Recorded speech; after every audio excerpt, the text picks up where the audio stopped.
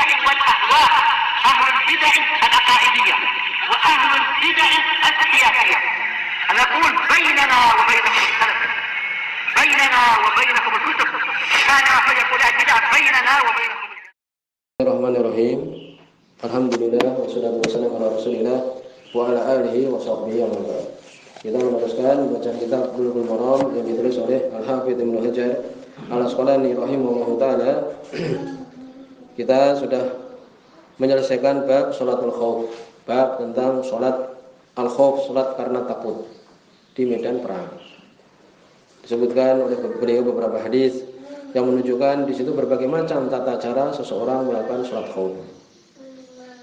Demikian juga disebutkan bahwa bukan hanya khusus di zaman Nabi, bahkan di zaman kita ini kita tidak tahu keadaan kita yang akan datang ataupun yang telah lewat. Kita tidak menyangka mengalami keadaan-keadaan yang sangat berbeda dengan sekarang ini. Ya, pernah mungkin sebagian kita mengalami keadaan yang sampai tidak kita bayangkan sama sekali. Di situ disyariatkan sholat khauf. Ada yang dia itu yakni satu rakaat bersama dengan imam, satu rakaat lagi kemudian menyelesaikan sendiri. Ya, demikian juga ada yang 2 rakaat bersama dengan imam langsung dengan bergantian. Ada yang sebulan kita sebutkan kalau dalam keadaan yang dia genting sekali 1 rakaat bahkan. Dan hadisnya sahih. Salat maghrib juga, salat subuh juga 1 rakaat. Boleh dalam keadaan berjalan, boleh dalam keadaan berkendaraan, boleh dalam keadaan menghadap kiblat, boleh dalam keadaan tidak menghadap kiblat. Demikian kesimpulan kita sudah sebutkan. Berikutnya masih di kitab shalah bab sholatul idain, boleh bab sholatil idain. Ini bab sholat al-idain, yakni 2 hari raya. Idul Fitr, demikian juga Idul Adha. Kita membahas kadang tidak langsung berkaitan dengan apa yang kita alami, karena buku ini disusun secara berurutan, kan demikian. Mungkin kita sekarang jauh waktu yang akan datang, mungkin insya Allah tentang Idul Fitri, mungkin ya 3 bulan yang akan datang, kurang sedikit. Tapi perlu kita pelajari. Demikian juga Idul Adha. Dikumpulkan di sini oleh beliau, oleh Ibnu Hajar, beberapa hadis yang berkaitan dengan tata cara sholat 2 hari raya. Bagaimana kaifiyahnya, demikian juga waktunya, demikian juga hal-hal yang berkaitan dengan hari raya. Adapun kapan hari raya ini, bagaimana kita sudah sering mengalami hal demikian. Semoga di sini hadis nomor 469. Hadis yang hasan. Hadis hasan, hadis sesuai matan sahih. An Aisyah radhiyallahu anha, dari Aisyah radhiyallahu anha, qalat, beliau mengatakan, qala Rasulullah sallallahu alaihi wasallam, berkata Rasul sallallahu alaihi wasallam, al-fitru yawma yuftiru nas. Idul Fitri, yakni al-fitr, ini berbuka. Idul Fitri maksudnya adalah hari yuftiru nas, manusia itu berbuka. Wal adha, demikian juga Idul Adha. Yudahi, yakni mereka menyembelih. Yauma yudahi nas adalah hari manusia itu berkorban. Rawi Tirmidzi berkata, yang hadis ini dikeluarkan oleh Imam Tirmidzi di Sahih. Jadi Idul Fitri itu adalah harinya manusia itu berbuka, dan Idul Adha itu adalah harinya manusia itu menyembelih. Ikhtalafal ulama fi makna hadis, terjadi perselisihan para ulama tentang makna hadis ini. Dari pendapat jumhur, yakni mirip ucapan Imam Syaukani di Nailul Awtar. Sebutkan ini ucapan Imam Al-Khattabi, innal khata'a marfu'un aninas fi ma kana sabilhu al-ijtihad. Sesungguhnya kesalahan itu terangkat dari manusia selama mereka itu beristihad. Oleh karena itu kadang kita perhatikan, ya, di Indonesia umpamanya Idnya setelah Saudi Arabia. Bagaimana ini? Secara makna, yaitu apa, dari tadi hadis tadi berarti dimaafkan karena mereka sudah bersungguh-sungguh. Ya, demikian. Oleh karena itu tidak pantas saling mencerca, ini dosanya ditanggung oleh pemerintah dan sebagainya. Ini seakan-akan dia merasa benar. Tidak bisa. Karena sudah ma'ruf dalam permasalahan yakni Idul Fitri, demikian juga hari Arafah, demikian juga kapan mulai yakni Ramadan. Kadang lebih dulu, kadang setelahnya. Karena secara garis besar ada 2 pendapat. Yang mengatakan satu matlak, yang mengatakan setiap negara punya matra. Ya, Syekh Mukbil demikian juga Syekh Utsaimin berpendapat setiap negara atau yang berdekatan dengan tempat itu masing-masing punya matra. Bagaimana dia mau puasa, mau dia belum melihat bulan. Ya, kita disuruh berpuasa, kita belum melihat bulan. Bagaimana suruh berpuasa belum melihat? Ya, walaupun di situ ada ulama juga yang masyhur juga berpendapat bahwa setiap tempat semuanya harus satu. Kalau di Saudi sudah melihat, semuanya ikut juga. Ini sesuatu yang ma'ruf, tapi tidak boleh kemudian saling menyalahkan. Karena secara makna hadis ini bahwa kalau dia sudah beristihad, maka kesalahan itu sudah terangkat. Tidak mengikuti hawa nafsu dan sebagainya.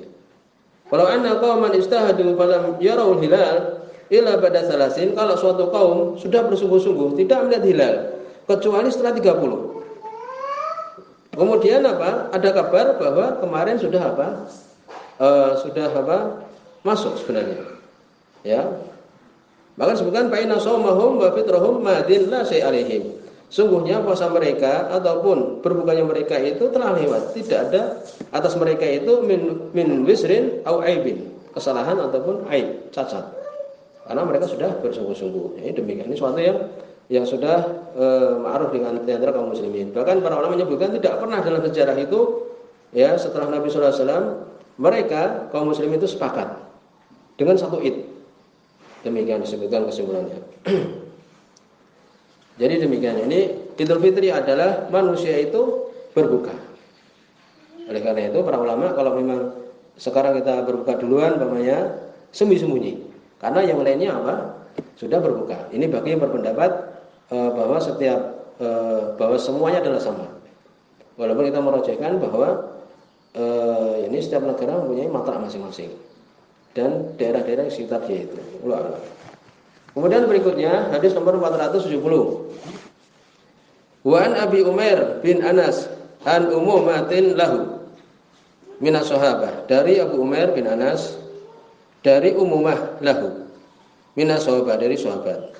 Ya, ini berarti tidak diketahui tetapi apa? Dia seorang sahabat, semua sahabat itu adalah udul.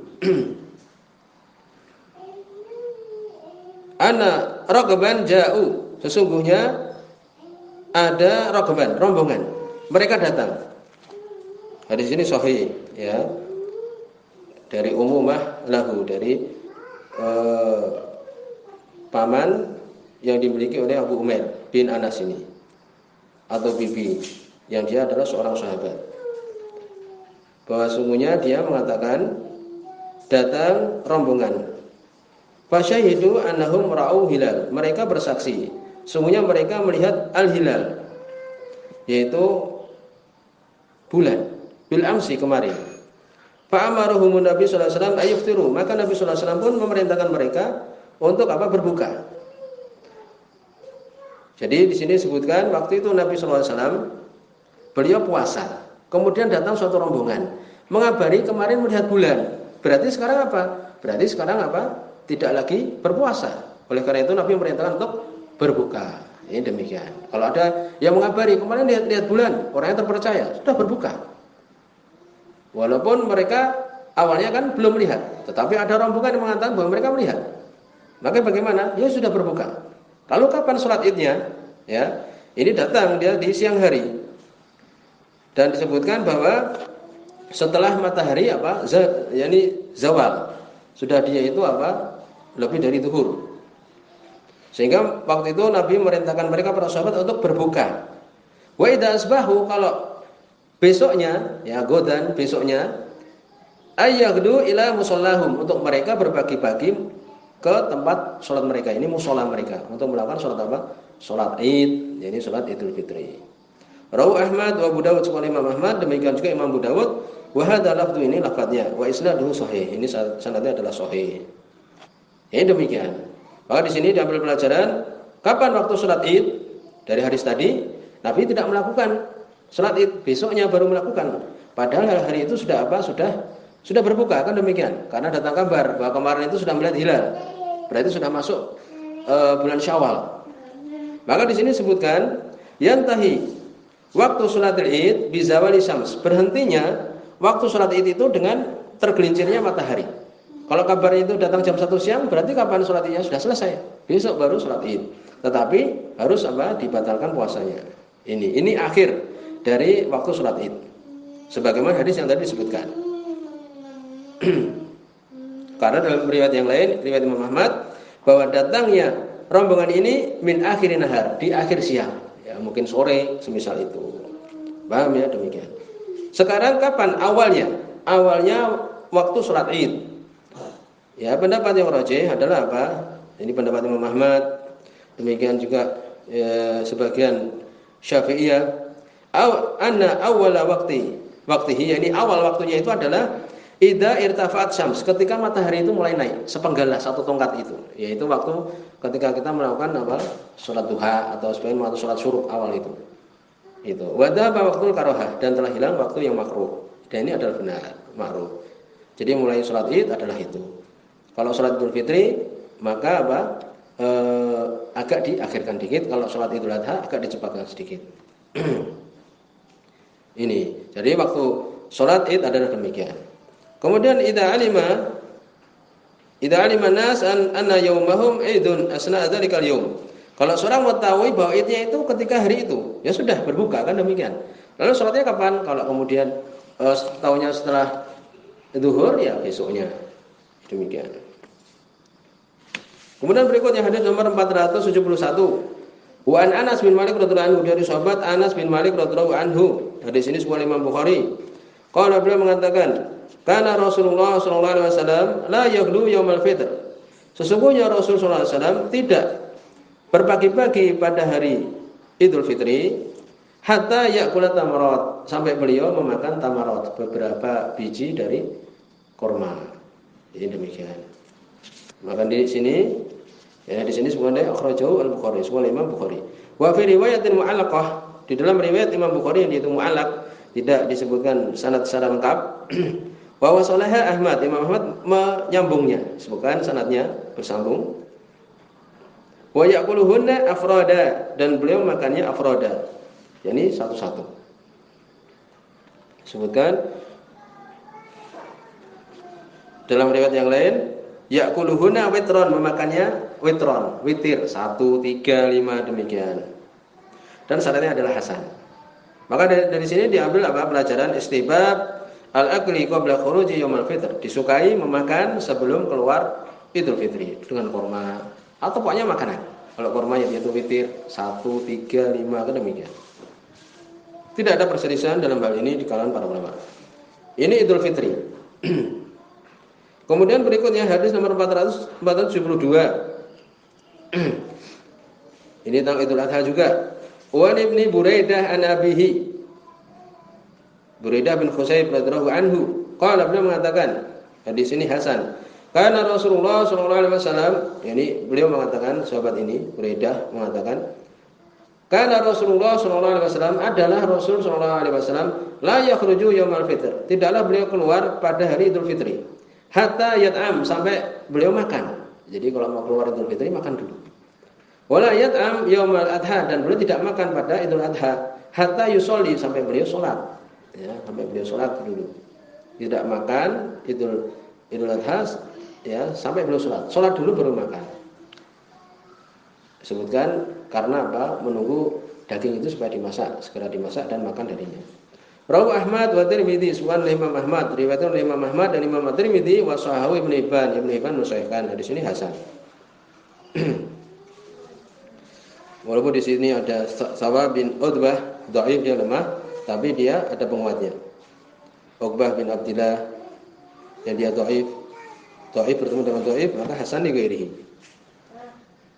Maka di sini seperti tadi, istahabal ulama lil insan bi yaumin nahar alla yakul. Disukai, para ulama mengatakan disukai untuk pada Idul Adha itu tidak memakan, la yakul, sampai kembali dari mushola itu. Ini demikian. Kemudian berikutnya hadis nomor 473. Wa an Ummi Atiyah, dari sahabiah Ummu Atiyah radhiyallahu anha, qalat, beliau mengatakan, hadis Bukhari Muslim.